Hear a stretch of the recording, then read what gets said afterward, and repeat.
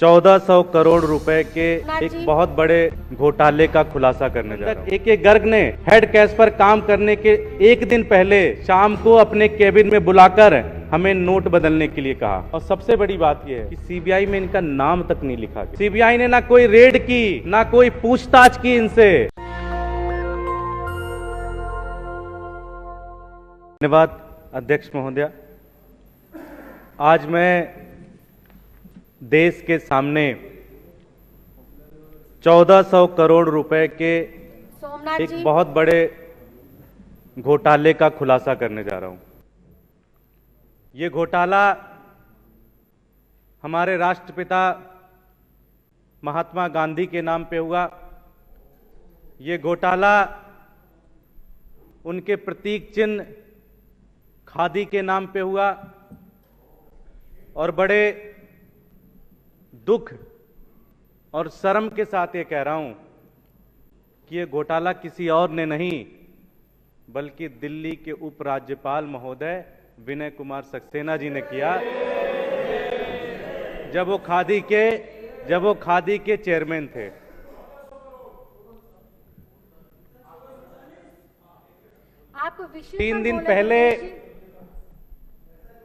तीन दिन पहले मेरे पास एक फाइल आई। ये फाइल पढ़ने के बाद मैं दंग हो गया कि किस तरह से नोटबंदी के दौरान जब सैकड़ों लोगों की जान चली गई, हजारों लोग बेघर हो गए, लाखों लोगों की नौकरी चली गई, लाखों लोगों के बिजनेस तबाह हो गए, लोग भूखे थे, अन्न के लिए तरस रहे थे। उस समय हमारे एलजी साहब 1400 करोड़ के भ्रष्टाचार में लिप्त थे। जब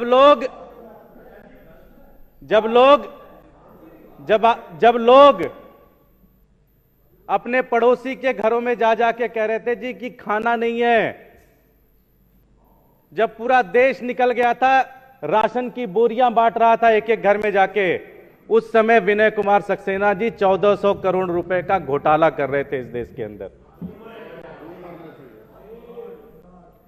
यह घोटाला बहुत शानदार तरीके से चल रहा था, पता भी नहीं चलता किसी को कि ऐसा कोई घोटाला भी चल रहा है। लेकिन मैं इस सदन के माध्यम से उन दो कैशियर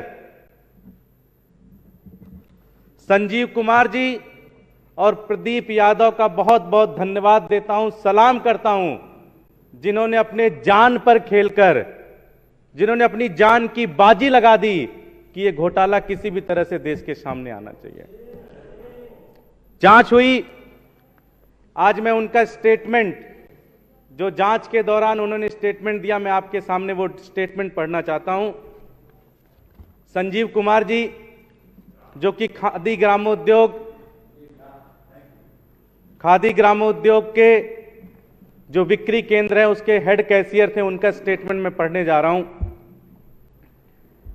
यह मामला 8 तारीख को, जब 8 नवंबर को प्रधानमंत्री मोदी जी ने देश के अंदर जो पुराने नोट थे 500 और 1000 नोट के, जब बंद कर दिए, उसके बाद 8 तारीख के बाद जो पुराने करप्ट, जो एक तरीके से ब्लैक मनी थी, जो उसको वाइट करने का जो सिलसिला खादी ग्रामोद्योग के अंदर चला, उसके बारे में है पूरी तरह से।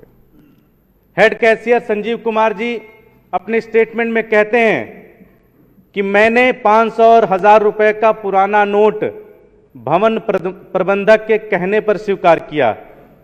अगर बैंक नोट ले रहा है तो जमा कराएं, ये चेयरमैन जी का आदेश है। चेयरमैन कौन थे? विनय कुमार सक्सेना साहब।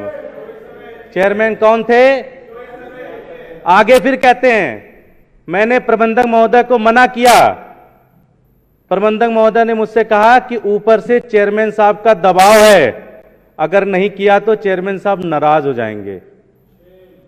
अतः इस बात में मैं काफी डर गया, क्योंकि नोटबंदी से 5 दिन पहले ही चेयरमैन साहब ने भवन के 2 स्टाफ का ट्रांसफर गोवा और जयपुर कर दिया। अतः मैंने मजबूरी में यह काम किया, जिसकी जानकारी भवन के अधिकतर स्टाफ को पहले से थी। इस कार्य के लिए प्रतिदिन प्रबंधक बिक्री कक्ष में अजय गुप्ता जी मुझे भवन प्रबंधक कक्ष में बुलाते, पुराने 500 और 1000 के नोट बदलने के लिए देते और कहते कि आप प्रतिदिन अजय गुप्ता जी को नोट बदल के दे दिया करो। जो भी मैंने अनुचित कार्य किया वो प्रबंधक श्री ए.के. गर्ग के दबाव में किया और इसकी पूरी जिम्मेदारी ए.के. गर्ग जी की है। मैं ये शपथ पूर्वक कहता हूं कि इसमें मेरा कोई दोष नहीं है। मैं बड़े दुखी मन से बैंक में कैश जमा कराता था और मेरे करीब 7 दिन के अवकाश के बाद दूसरे जो प्रदीप यादव एलडीसी को मेरी अनुपस्थिति में हेड कैशियर के रूप में काम करते थे। सही बात तो यह है कि मैं अपने ट्रांसफर से बहुत डर गया था। यह कार्य इसलिए किया क्योंकि कुछ दिन पहले भवन के स्टाफ की मृत्यु दिल्ली से बाहर जाने पे हो गई थी। मेरा इसमें कोई दोष नहीं है, पूरा दोष भवन प्रबंधक और अजय गुप्ता जी का है। भवन प्रबंधक जो है ए.के. गर्ग साहब है, गुप्ता जी जो है फ्लोर मैनेजर है। ये इनका स्टेटमेंट है। जब इन्होंने देखा किस तरह का भ्रष्टाचार चल रहा है, इन्होंने छुट्टी ले ली। छुट्टी लेने के बाद इनके जूनियर प्रदीप कुमार यादव जी थे, उनको बनाया गया हेड कैशियर। उन्होंने क्या कहा आप सुनिए। नोटबंदी 8 तारीख को हो गई। 9/11/2016 के बाद हमने ग्राहक से कोई पुराने नोट नहीं लिए। जो भी नोट जमा हुए काउंटर कैशियर द्वारा जमा किए गए, नए नोट हेड कैशियर के पास जाते थे। इसके बाद वह नोट श्री ए.के. गर्ग साहब के आदेशानुसार, ए.के. गर्ग कौन है? प्रबंधक साहब, एक मिनट। ए.के. गर्ग साहब के आदेशानुसार अजय कुमार गुप्ता जो फ्लोर मैनेजर थे, उनके हेड कैबिन में मुझे बुलाया जाता था, वहां नोट बदला जाता था और नोट बदल के पुराने नोट मुझे दिए जाते थे और कहते थे बदल के इसमें लेके आ जाना। उसके बाद नोट को कैशियर बैंक में जमा कराते थे। श्रीमान प्रबंधक ए.के. गर्ग ने हेड कैश पर काम करने के एक दिन पहले शाम को अपने कैबिन में बुलाकर हमें नोट बदलने के लिए कहा। हमने कहा सर इससे परेशानी ना हो जाए, तो उन्होंने कहा कि ये चेयरमैन साहब का है। किसका है? चेयरमैन साहब। चेयरमैन साहब कौन है? जो अभी एलजीएल है, विनय कुमार सक्सेना जी। बोले वो उनका है, चिंता की कोई बात नहीं, हम हैं, सब कुछ देख लेंगे। और साथ में उन्होंने ये भी कहा ये कार्य कैशियर को प्रेशर देके कराया गया। गर्ग साहब ने ये भी कहा ये पहले से भी हो रहा है और बहुत सारी जगहों पे भी हो रहा है, बहुत सारी जगहों पे हो रहा है। इसमें चिंता करने की कोई बात नहीं है। अगर नहीं, जैसा कह रहे हैं वैसा कर लो, अगर नहीं करोगे तो फिर। ये दोनों कैशियर का स्टेटमेंट है। एक ब्रांच के ये दोनों कैशियर हैं और इन्होंने बताया कि नोटबंदी के बाद हमारे ब्रांच से लगभग 22 लाख रुपए हेर फेर की गई। पुराने नोट को बदलकर नए नोट बदले गए और इस तरह से पूरे देश में लगभग 7000 ब्रांचेज हैं खादी ग्रामोद्योग की। अगर आप इसको कैलकुलेट करोगे तो 1400 करोड़ से ज्यादा का भ्रष्टाचार है ये बेचारे, ये दोनों बहुत डर गए। लेकिन बड़े छोटे लोग थे, बड़े गरीब लोग थे, लेकिन इन्होंने हिम्मत नहीं हारी। इन्होंने देश के हर फोरम में इसकी शिकायत की कि हमसे ये गलत काम कराया जा रहा है। जांच हुई और इस देश का दुर्भाग्य, इन लोगों का दुर्भाग्य, हम लोगों का दुर्भाग्य कि उस जांच की अध्यक्षता किसने की? जिनके ऊपर आरोप था, उन्होंने अध्यक्षता की। और साथ ही साथ इन दोनों कैशियर को सस्पेंड कर दिया और जो दोनों ऑफिसर गर्ग और गुप्ता जो इनके इशारे पे काम करते थे उनका प्रमोशन कर दिया। एक को तो राजस्थान, पूरा का पूरा राजस्थान दे दिया उनको। ये 1400 करोड़ रुपए का घोटाला किया गया। सारा का सारा मामला लीपापोती कर दी गई। सीबीआई में भी मामला दर्ज किया गया और सबसे बड़ी बात यह है कि सीबीआई में इनका नाम तक नहीं लिखा गया। सीबीआई ने ना कोई रेड की, ना कोई पूछताछ की इनसे, सब कुछ ऐसे ही छोड़ दिया। इतना बड़ा घोटाला हुआ लेकिन कोई एक्शन नहीं हुआ। जिन लोगों ने इस घोटाले को एक्सपोज किया उन बेचारों को ही सस्पेंड कर दिया गया। साथियों, हमने महाभारत की भी कहानियां सुनी है, हमने रामायण की भी कहानी सुनी है। इस कहानी में क्या है? कहानी में एक ही चीज है, सच्चाई कभी नहीं हारती, लेकिन ऐसा लगता है इस मामले में सच्चाई हार रही है। वो दोनों कैशियर आज दर दर की ठोकरें खा रहे हैं। वो दोनों कैशियर भाग रहे हैं कि कहीं उनकी हत्या ना हो जाए।